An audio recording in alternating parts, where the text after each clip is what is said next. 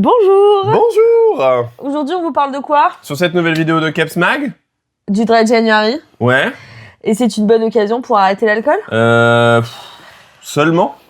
Non, en vrai, c'est aussi une bonne occasion pour se questionner sur son rapport au conso, et c'est déjà pas mal. Avoir un souci de consommation, ça ne veut pas forcément dire être addict ou alcoolodépendant. Nos consommations peuvent très bien avoir des conséquences négatives sur notre santé physique ou mentale, sur notre vie sociale, professionnelle ou affective, certes, mais ça n'est pas forcément l'indication d'un trouble de l'usage de substances ou même, plus globalement, d'une addiction qui dégénère.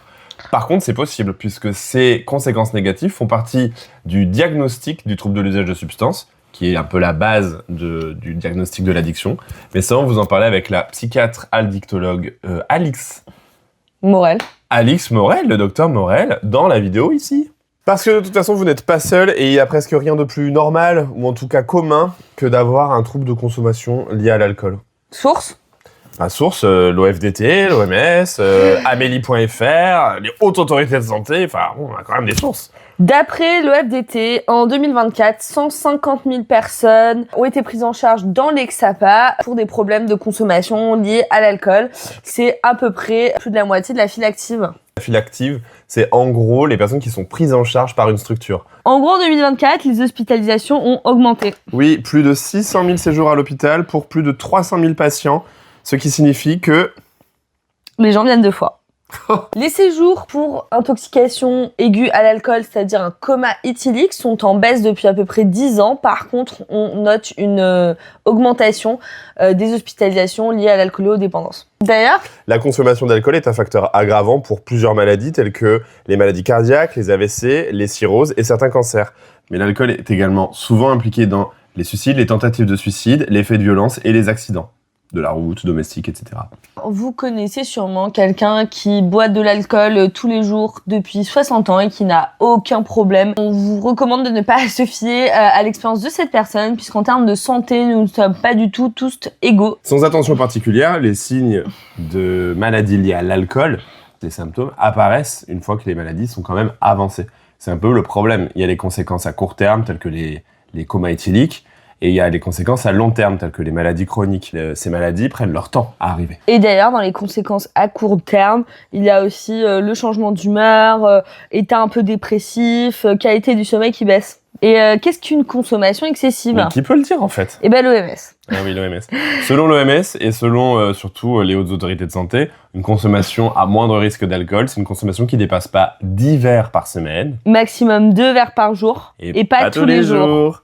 Mais là, par contre, on part de verre bar. Ici, le mot verre désigne une dose de bar, donc un verre dans lequel il y a 10 grammes d'alcool pur. Donc c'est dans un verre, un demi-bière à 4 degrés, un verre de vin, mais un verre de vin standard, pas la demi-Eco-Cup, 4 centilitres d'alcool fort, voilà.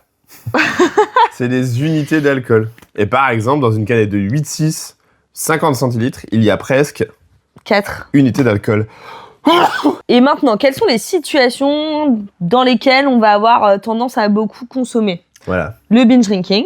Le binge drinking, donc alcoolisation ponctuelle importante dans la langue d'Evangélie, qui désigne le fait pour un adulte par exemple, de boire 6 verres dans la même occasion, dans la même soirée, dans le même moment, et 5 verres pour les adolescents. En gros, 3 pintes. C'est déjà trop. 3 pintes, c'est 6 verres. Et l'afterwork entre collègues, il fait péter tous les compteurs. Voilà. Enfin, potentiellement. Sinon, il y a aussi des soirées en appart. Exactement. On fait nos cocktails maison, c'est-à-dire moitié gin, moitié tonique dans des verres de 25. Les mélanges de cristalline pour aller à la teuf party. Donc, on vous conseille, si vous avez, d'utiliser un verre gradué, les Eco-Cup. Il y a certaines Eco-Cup qui existent avec la graduation pour chaque alcool. Tout à fait. D'ailleurs, on vous partageait, mais c'était même moi-même qui vous partageais mes 5 outils pour gérer ma consommation d'alcool en 2023. D'ailleurs, qui m'ont bien servi puisque j'ai trouvé la modération. Et on vous met le lien dans cette vidéo, là. Dans cette vidéo, on voulait pas uniquement vous parler de sobriété. La sobriété, c'est une alternative parmi tant d'autres et ça peut vous convenir à un moment, ne plus vous convenir après. Ça peut être une sobriété momentanée pour ensuite mieux réguler sa conso, pour se questionner. Voilà. Donc en gros, allez-y à votre rythme et pas de pression. Trouver la modération, ça peut être un peu complexe, mais comme le dit Léa, c'est quand même une bonne chose, c'est un bon exercice. On peut le voir par exemple quand on travaille en tant que professionnel avec des personnes alcoolodépendantes fort. C'est vraiment des défis de réduction des risques qui se mettent en place comment faire pour éviter que cette personne qui ne peut pas ne pas boire d'alcool ait le moins de conséquences négatives au vu de sa consommation. Alors, c'est peut-être une petite gymnastique mentale, mais en vérité, c'est le travail de beaucoup de professionnels en France, notamment Emmanuel Latourte, qu'on adore et qui travaille dans l'association Santé Alcool, qui nous expliquait la démarche de la réduction des risques alcool dans ce même studio il y a quelques années. Et on vous met également la vidéo dans le coin de cette vidéo. Peut-être qu'on peut se lancer des petits défis. D'ailleurs, on n'est pas obligé de faire un dry en January si on veut arrêter ou modérer en février, en mars, en avril, quand tu veux. Ah, mais en juin, en juillet, en août, en septembre, en octobre, en novembre, en décembre. C'est possible. En gros, t'as 12 mois dans le calendrier. Et surtout, peut-être que tu peux le faire pas à pas. Donc, c'est-à-dire essayer pendant une semaine de boire en respectant les fameux repères qu'on vous a évoqués plus tôt. On vous conseille de ne pas hésiter à en parler. Donc, c'est pas forcément avec un docteur, un psychiatre, un psychologue, que sais-je. Mais ça peut être juste avec des collègues avec qui vous sentez en confiance, des amis proches, votre frère, votre sœur. Voilà. Des gens avec qui vous aimez discuter et avec qui vous vous sentez bien. Égal, voilà. Pas nécessairement pour être prosélyte, mais ne serait-ce que pour pouvoir jouer carte sur table et puis peut-être découvrir que d'autres gens sont dans la même situation que vous. Peut-être que d'autres gens n'ont pas de problème d'alcool, mais ont du mal à refuser un verre, par exemple. Ou des gens souffrent un petit peu de se réveiller avec la gueule de bois tous les jours. En fait, en discutant, peut-être que vous vous rendrez compte que vous n'êtes pas seul. Moi, ce que je pense, c'est que vous n'êtes pas seul. T'en penses quoi, toi ? Je pense que vous n'êtes pas seul. Voilà. Un truc super important aussi, c'est que quand on a envie de modérer sa conso, d'arrêter de diminuer notre conso d'alcool, on va avoir tendance à s'isoler drastiquement des autres, donc ne plus voir ses amis, ne plus faire de soirées, ne plus aller au bar dans lequel on avait l'habitude d'aller.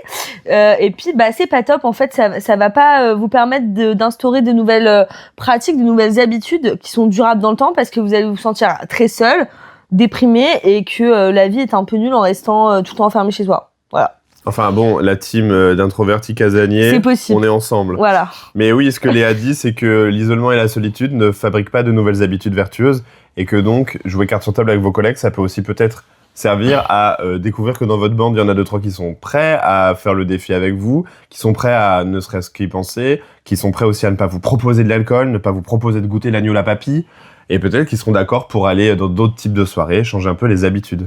Voilà, donc en gros, on vous conseille d'essayer de passer des moments entre amis sans forcément consommer notamment de l'alcool, peut-être se proposer d'autres types de sorties, comme tu disais. Ou aller dans un endroit où on n'a pas l'habitude d'aller. On le disait dans une autre vidéo sur un autre sujet, mais le plaisir est indispensable pour reprogrammer son cerveau. En gros, ne vous isolez pas, parlez-en, écrivez-nous.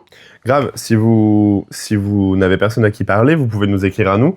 On est disponible, l'équipe de Keps, Léa, moi-même et nos collègues, tous les jours de la semaine. De 9h à 17h. Sur les Instagram, les Facebook, même Reddit, figurez-vous, Discord également. Et vous pouvez nous écrire par mail, on le met juste ici. Voilà. C'est totalement gratuit, anonyme. Oui, c'est vrai. Et bon dry January. Santé.